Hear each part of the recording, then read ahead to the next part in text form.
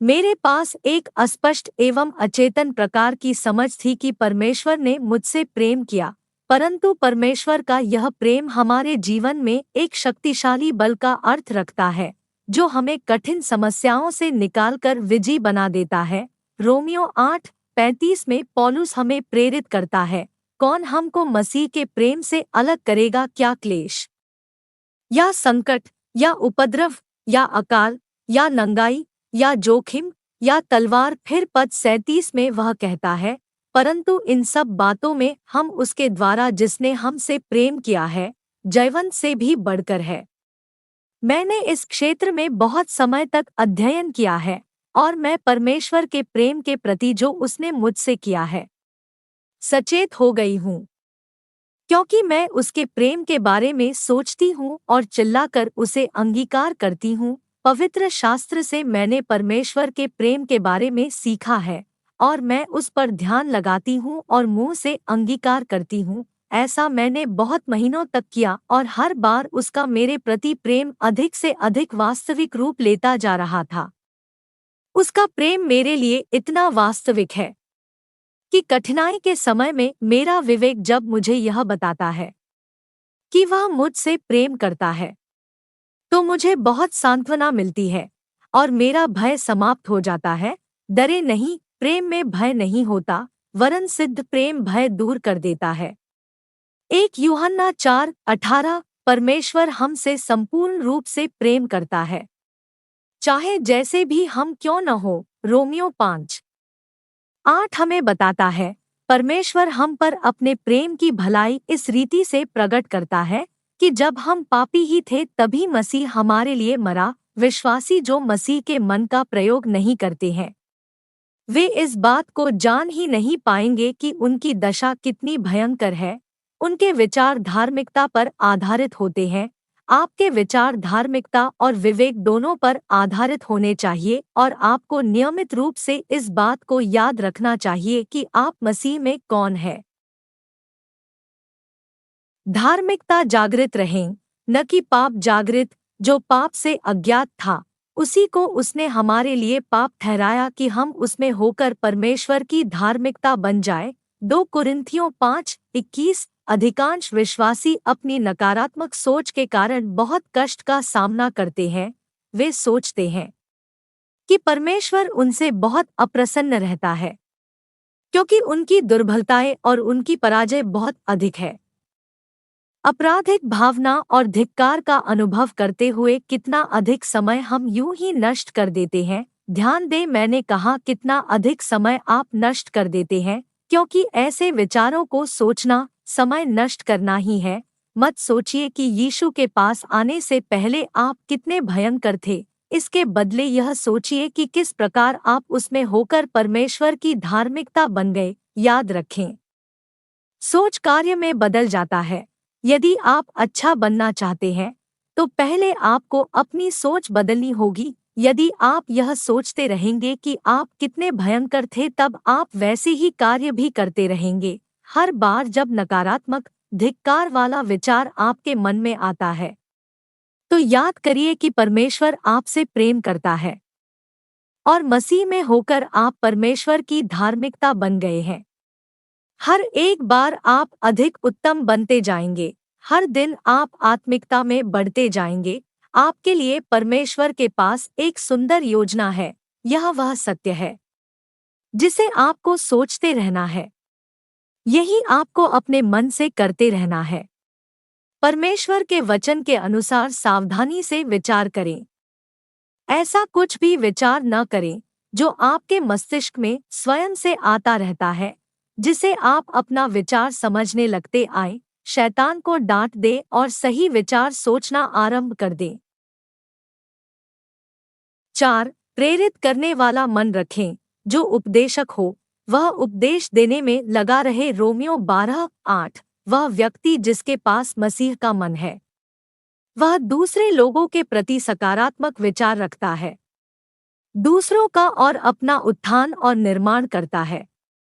आजकल इस संसार में प्रेरिताई की सेवकाई की बहुत आवश्यकता है।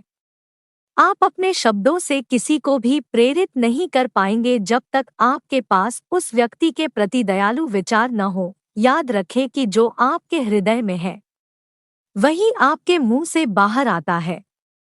उद्देश्य की पूर्ति के लिए प्रेम से भरी हुई सोच का भी प्रयोग करें। प्रेम के विचार दूसरे लोगों को भेजें। उनके प्रति उत्साहित वचनों का प्रयोग करें। पुराने और नए नियम के शब्दों का वाइन का शब्दकोश ग्रीक शब्द पाराकालियो का अनुवाद प्रेरित की व्याख्या इस प्रकार करता है, किसी व्यक्ति को बुलाना, पारा पास में, कालियो बुलाना, सावधान करना। प्रेरित करना, किसी विशेष व्यवहार का पालन करने के लिए आग्रह करना। इस परिभाषा को मैं इस ढंग से स्पष्ट करती हूँ कि किसी व्यक्ति को किसी कार्य के लिए उसके पास जाकर प्रेरित करना। रोमियो 12:8 में वर्णित इस प्रेरिताई के वरदान को मनुष्यों में देखा जा सकता है। वे सदैव एक दूसरे को उत्साहित और एक दूसरे का उत्थान कर रहे हैं, जिससे वे लोग अधिक उत्तम बनते जा रहे हैं। हो सकता है हम सबके पास प्रेरिताई के वरदान की सेवकाई न हो, परंतु हर एक व्यक्ति एक दूसरे को उत्साहित करना तो सीख सकता है। यह एक सरल नियम है। यदि यह अच्छा नहीं है तो न तो इसे सोचे और न बोले। हर एक के पास पहले ही से काफी समस्याएं हैं। हम उनको निरुत्साहित करके उनकी समस्याओं को और नहीं बढ़ाना चाहते। हमें एक दूसरे को प्रेम में उठाना है। इफिसियों 4:29। यह न भूले, प्रेम सदैव हर एक के लिए उत्तम से उत्तम वस्तुओं की कामना करता है। 1 कुरिन्थियों 13:7। जब आप दूसरे लोगों के प्रति सुंदर विचारों को सोचना आरंभ कर देते हैं तो आप पाएंगे कि वे सुंदर तरीके से व्यवहार करने लगते हैं। विचार और शब्द डिब्बे या हथियार की भांति है, जिनमें सृजनात्मक शक्ति अथवा विनाशकारी शक्ति पाई जाती है। इनका प्रयोग या तो शैतान और उसके कार्यों के विरुद्ध कर सकते हैं या विनाश की उसकी योजना में उसकी सहायता में कर सकते हैं। मान लीजिए आपके पास एक बच्चा है जिसके व्यवहार से संबंधित कुछ समस्याएं हैं और आप उसे बदलना चाहते हैं। आप उसके लिए प्रार्थना करते हैं और परमेश्वर से याचना करते हैं कि वह उसके जीवन में एक बदलाव लाए। अब आप इस दौरान अपने विचारों और शब्दों के साथ क्या करते हैं? अधिकांश लोगों को उनकी प्रार्थनाओं का उत्तर कभी नहीं मिलता है, क्योंकि जो वे मांगते हैं उनको अपने विचारों और शब्दों से नष्ट कर देते हैं। इससे पहले कि परमेश्वर उनके जीवन में कार्य करे, क्या आप अपने इस बच्चे के बदलाव के लिए प्रार्थना करते हैं? और फिर हर प्रकार के नकारात्मक विचार उस बच्चे के प्रति अपने मन में पनपने देते हैं, अथवा आप बदलाव के लिए प्रार्थना करते हैं और फिर सोचते हैं और दूसरों से कहते हैं, यह बच्चा कभी नहीं सुधरेगा।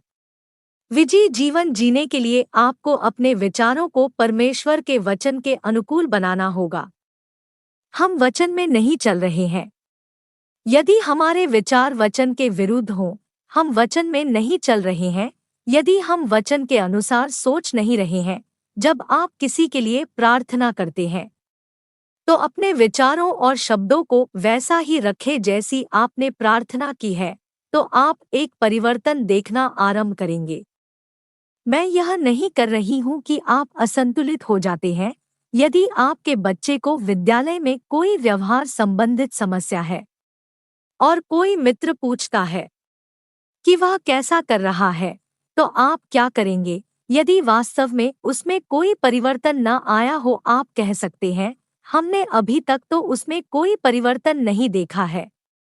फिर भी मैं विश्वास करता हूं कि परमेश्वर अपना कार्य कर रहा है और यह बच्चा परमेश्वर के लिए एक शक्तिधन है।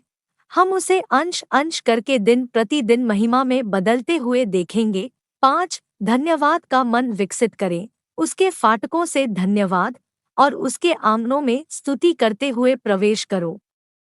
उसका धन्यवाद करो और उसके नाम को धन्य कहो। भजन संहिता 104। एक व्यक्ति जो मसीह के मन में बह रहा है, उसके विचार प्रशंसा और धन्यवाद से भरे होंगे। असंतोष प्रकट करने के द्वारा शैतान के लिए कई द्वार खुल जाते हैं। कुछ लोगों के अंदर यह असंतोष प्रकट करने का रोग होता है, जिससे वे शारीरिक तौर से अस्वस्थ हो जाते हैं। उनका जीवन दुर्बल और शक्तिहीन और फिर उनके विचार और उनकी बातचीत पर आक्रमण होता है जाता है। धन्यवाद के बिना सामर्थी जीवन नहीं जिया जा सकता। बाइबल हमें धन्यवाद के सिद्धांत के विषय में लगातार निर्देश देती है। विचार और शब्दों से असंतोष प्रकट करना मृत्यु का सिद्धांत है, परंतु धन्यवाद देना जीवन का सिद्धांत है। यदि किसी व्यक्ति के पास धन्यवाद देने वाला हृदय मन नहीं, तो उसके मुंह से धन्यवाद नहीं निकलेगा। जब हम धन्यवादित होते हैं तो हम ऐसा कहते भी हैं, हर समय धन्यवाद दें, इसलिए हम उसके द्वारा स्तुतिरूपी बलिदान अर्थात उन होठों का फल जो उसके नाम का अंगीकार करते हैं, परमेश्वर को सर्वदा चढ़ाया करें। इब्रानियों 13:15। हम कब धन्यवाद देते हैं? हर समय, हर एक परिस्थिति में, हर चीज में, और ऐसा करने से हम जयवंत जीवन में प्रवेश कर जाते हैं। जहां शैतान का हम पर कोई नियंत्रण नहीं रह सकता, वह कैसे हम पर नियंत्रण कर सकता है? यदि हम प्रसन्नचित्त और धन्यवादित चाहें, कैसी भी परिस्थितियां क्यों न हो, इस प्रकार की जीवन शैली के लिए प्रशंसा और धन्यवाद के बलिदान की आवश्यकता होती है। परंतु मैं परमेश्वर के लिए अपने धन्यवाद का बलिदान तो कर सकती हूँ, परंतु शैतान के लिए अपने आनंद का बलिदान नहीं। मैंने बड़ी कठिनाई के द्वारा यह सीखा है कि जब मैं दुराग्रही होती हूँ और धन्यवाद नहीं देना चाहती, तब मेरा आनंद समाप्त हो जाता है। दूसरे शब्दों में, असंतोष प्रकट करने वाली आत्मा के द्वारा मैं इसे खो देती हूँ। Vertical bar. भजन संहिता 34:1 में दाऊद कहता है, मैं हर समय यहोवा को धन्य कहा करूँगा, उसकी स्तुति निरंतर मेरे मुख से होती रहेगी। हम किस प्रकार परमेश्वर को धन्यवाद दे सकते हैं? उसकी प्रशंसा निरंतर हमारे विचारों और मुख से यदि होती रहे तो हम इस प्रकार उसे धन्यवाद दे सकते हैं।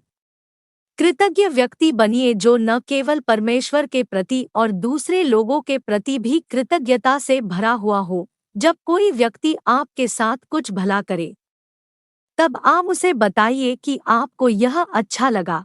अपने परिवार के सदस्यों के साथ सम्मान व्यक्त कीजिए। प्रायः हम उन चीज़ों पर ध्यान नहीं देते जिन्हें परमेश्वर ने हमें आशीष के रूप में दी है। उन पर कोई ध्यान न देने के कारण हम उन्हें खो देते हैं। मैं अपने पति की प्रशंसा करती हूँ। हमारे विवाह को कई वर्ष हो चुके, परंतु अभी भी मैं उनसे कहती हूँ कि मैं उनकी प्रशंसा करती हूँ। वह कई प्रकार से एक धैर्यवादी व्यक्ति है। उनके अंदर और भी बहुत से गुण हैं। मैं जानती हूँ कि जब लोग यह जान जाते हैं कि हम उनकी प्रशंसा करते हैं, तो इससे हमारे बीच एक अच्छा संबंध स्थापित हो जाता है और एक दूसरे की उन्नति होती है। बहुत से लोगों से मेरा सामना होता है और मुझे आश्चर्य होता है कि कुछ लोग हर छोटी छोटी बात में भी धन्यवादित होते हैं जो उनके लिए किया जाता है, परंतु कुछ लोग कभी भी संतुष्ट नहीं होते, चाहे उनके लिए कितना भी आप करें। वे यह सोचते हैं कि वे तो इसके योग्य हैं। वे कभी प्रशंसा व्यक्त नहीं करते। सम्मान व्यक्त करना न केवल दूसरों के लिए अच्छा है, अपितु हमारे लिए भी अच्छा है, क्योंकि इससे हमें आनंद की प्राप्ति होती है। प्रतिदिन उन सभी चीज़ों पर ध्यान दें जिनके लिए आप धन्यवादित हैं। परमेश्वर के समक्ष उसको प्रार्थना में दोहराएं और तब आप पाएंगे कि आपका हृदय जीवन और प्रकाश से भर गया है। हर एक चीज के लिए सदैव धन्यवाद दें। दाखरस से मतवाले न बनो, क्योंकि इससे लुचपन होता है, पर आत्मा से परिपूर्ण होते जाओ। और आपस में भजन और स्तुतिगान और आत्मिक गीत गाया करो और अपने अपने मन में प्रभु के सामने गाते और कीर्तन करते रहो और सदा सब बातों के लिए हमारे प्रभु यीशु मसीह के नाम से परमेश्वर पिता का धन्यवाद करते रहो। इफिसियों 5:18-20। कितना सामर्थी वचन! मैं और आप किस प्रकार पवित्र आत्मा से सदैव भरे रह सकते हैं। स्वयं से बातें करके, विचारों के द्वारा अथवा दूसरों से, अपने शब्दों द्वारा, भजन और कीर्तन और आत्मिक गाने गाकर, दूसरे शब्दों में अपने विचारों और शब्दों को पूर्णतया परमेश्वर के वचन पर रखकर, हर समय हर चीज के लिए प्रशंसा करके और धन्यवाद देकर हम पवित्र आत्मा से भरे रह सकते हैं। 6. शाब्दिक मन रखें और उसके वचन को मन में स्थिर नहीं रखते, क्योंकि जिसे उसने भेजा तुम उसका विश्वास नहीं करते। यूहन्ना 5:38। परमेश्वर का वचन उसके विचार है, जो हमारे अध्ययन और विचार करने के लिए कागज पर लिख दिए गए हैं, हर एक अवस्था और विषय के बारे में जो वह सोचता है, वही उसका वचन है। यूहन्ना 5:38 में यीशु कुछ अविश्वासियों को ताड़ना दे रहा था। इस अनुवाद में हम देखते हैं कि परमेश्वर का वचन उसके विचारों का लिखित वक्तव्य है, और वह लोग जो विश्वास करना चाहते हैं और इस विश्वास के अच्छे परिणामों का अनुभव करना चाहते हैं, उन्हें उसके वचन को अपने हृदयों एक जीवित संदेश के रूप में ग्रहण कर लेना चाहिए। परमेश्वर के वचन का मनन करके ऐसा किया जा सकता है, तब उसके विचार हमारे विचार बन सकते हैं। मसीह के मन को अपने अंदर विकसित करने का यही एक मार्ग है। यूहन्ना 1:14 में बाइबल कहती है कि यीशु वचन था जो देहधारी हुआ। ऐसा असंभव था यदि उसका मन परमेश्वर के वचन से निरंतर भरा न रहता। जीवन का एक महत्वपूर्ण सिद्धांत जो हम सीख सकते हैं, वह है परमेश्वर के वचन का अध्ययन और मनन करना। पुराने और नए नियम के शब्दों की वाइन का शब्दकोश ग्रीक शब्द जिसका अनुवाद अध्ययन है, उसकी यूं व्याख्या करता है: चिंता करना, अभ्यास करना, परिश्रमी होना, विचार करना, कल्पना करना। चिंतन करना एक दूसरा स्रोत कहता है। फुसफुसाना, अस्पष्ट बोलना। मैं बहुत अधिक दबाव डालकर यह नहीं कह सकती कि यह सिद्धांत कितना महत्वपूर्ण है। मैं इसे जीवन का सिद्धांत कहती हूँ, क्योंकि परमेश्वर के वचन का अध्ययन करने से आपको और आपके आसपास के लोगों को जीवन मिलता है। बहुत से मसीही अध्ययन शब्द से भयभीत हो गए हैं, क्योंकि वे अन्य देवी देवताओं और दूसरे अलौकिक धर्मों की अध्ययन पद्धति से इसकी तुलना करने लगते हैं। परंतु मैं आपको बताना चाहती हूँ कि शैतान के पास कभी भी मूल विचार नहीं था। वह ज्योति के राज्य से कुछ लेकर उसे तोड़ मरोड़ कर अंधकार के राज्य का बना देता है। हमें यह समझ लेना चाहिए कि यदि अध्ययन से बुराई को शक्ति प्रदान हो सकती है, तो भलाई के लिए भी शक्ति का निर्माण हो सकता है। अध्ययन का सिद्धांत सीधा परमेश्वर के वचन से आता है। आइए हम देखें कि बाइबल इसके विषय में क्या कहती है। ध्यान दे और समृद्ध हो। व्यवस्था की यह पुस्तक तेरे चित्त से कभी न उतरने पाए, इसी में दिन रात ध्यान दिए रहना, इसलिए कि जो कुछ उस लिखा है उसके अनुसार करने की तू चौकसी करे, क्योंकि ऐसा ही करने से तेरे सब काम सफल होंगे और तू प्रभावशाली होगा।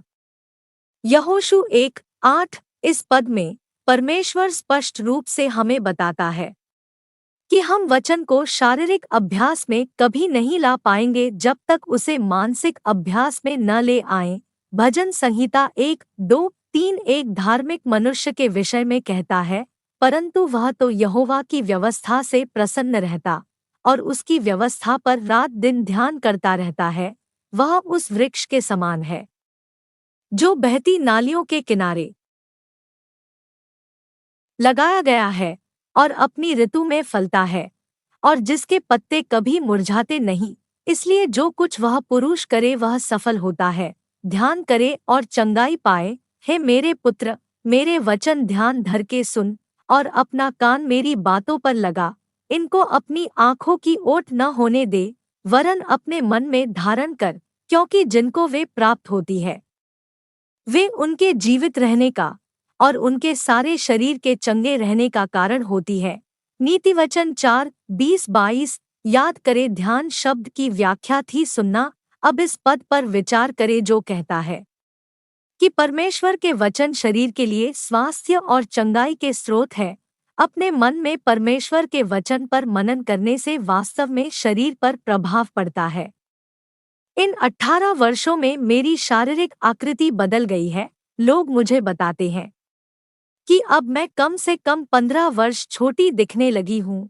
पहले से जब मैंने पहली बार सावधानी पूर्वक वचन का अध्ययन करना प्रारंभ किया था और अपने जीवन का केंद्र उसे बनाया था, सुने और फसल काटे। फिर उसने उनसे कहा, चौकस रहो कि क्या सुनते हो। जिस नाप, विचार और अध्ययन का से तुम नापते, सच्चाई जो तुम सुनते हो उसी से तुम्हारे लिए भी नापा, सद्गुण और ज्ञान जाएगा, अधिक दिया जाएगा। मरकुस 4:24। यह बोने और काटने के सिद्धांत जैसा है। जितना अधिक हम बोएंगे उतना ही अधिक समय आने पर हम काटेंगे। मरकुस 4:24 में परमेश्वर कहता है कि जितना अधिक समय में और आप परमेश्वर के वचन के अध्ययन और विचार करने में लगाएंगे, उतना ही अधिक हमें उससे लाभ मिलेगा। पढ़ें और काटें, क्योंकि कोई वस्तु छिपी नहीं, परंतु इसलिए कि प्रकट हो जाए, और न कुछ गुप्त है, पर इसलिए है कि प्रकट हो जाए। मरकुस 4:22। यह दोनों पद स्पष्ट रूप से हमें बताते हैं कि वचन में अपार धन छिपा हुआ है, शक्तिशाली जीवनदायक रहस्य छिपा हुआ है, जिसे परमेश्वर हम पर प्रकट करना चाहता है। यह उन्हीं पर प्रकट होते हैं जो परमेश्वर के वचन पर ध्यान देते हैं, उसका अध्ययन एवं विचार करते हैं और मानसिक रूप से उसे अभ्यास में लाते हैं। परमेश्वर के वचन की शिक्षिका होने के कारण मैं इस सिद्धांत के सत्य को व्यक्तिगत रूप से जानती हूँ। ऐसा प्रतीत होता है कि इस एक पद से परमेश्वर जो मुझे दिखा सकता है, उसका कोई अंत नहीं। जब मैं एक बार इसे पढ़ती हूँ तो एक चीज सामने आती है, जब दूसरी बार उसका अध्ययन करती हूँ तो कुछ नई चीज देखती हूँ जिसको पहले मैंने जाना ही नहीं था। परमेश्वर अपने रहस्य उन पर प्रकट करता रहता है जो परमेश्वर के वचन को मानकर उन पर चलते हैं। आप ऐसे व्यक्ति न बनिए जो केवल दूसरों के द्वारा बताए गए मार्ग पर चलते हैं। वचन का आप स्वयं अध्ययन कीजिए और पवित्र आत्मा द्वारा अपने जीवन में सत्य को भर जाने दीजिए। परमेश्वर के वचन पर ध्यान देने के विषय में मैं बहुत कुछ लिख सकती हूँ, जैसा मैंने कहा है। यह एक सबसे आवश्यक चीज है जिसे मैं और आप सीख सकते हैं जब आप दिन भर के कार्य को करने के लिए निकलते हैं। पवित्र आत्मा से कहिए कि वह आपको पवित्र शास्त्र के कुछ वचन स्मरण कराए ताकि आप उन पर ध्यान लगा सकें। आप आश्चर्यचकित हो जाएंगे यह देखकर कि इस अभ्यास के द्वारा आपके जीवन में कितनी सामर्थ आ गई। जितना अधिक आप परमेश्वर के वचन पर ध्यान देते हैं, उतना ही अधिक आप इसकी सामर्थ को समस्याओं के समय में पा जाते हैं। याद रखें, वचन पर ध्यान लगाने के अभ्यास से ही वचन को पूरा करने की शक्ति हमें मिलती है। वचन का स्वागत करें और उसे ग्रहण करें। इसलिए सारी मलिनता और बैरभाव की बढ़ती को दूर करके उस वचन को नम्रता से ग्रहण कर लो जो हृदय में बोया गया और जो तुम्हारे प्राणों का उद्धार कर सकता है। याकूब 1:21। इस पद में हम देखते हैं कि पाप के जीवन से हमें उद्धार देने की शक्ति वचन में है, परंतु तभी जब हम इसे ग्रहण करते हैं, इसका स्वागत करते हैं और इसे अपने हृदय मन में बो लेते हैं। जब हम अपने मन में सबसे अधिक परमेश्वर के वचन पर ध्यान लगाते हैं, तभी यह वचन हमारे मन में जड़ पकड़ता जाता है।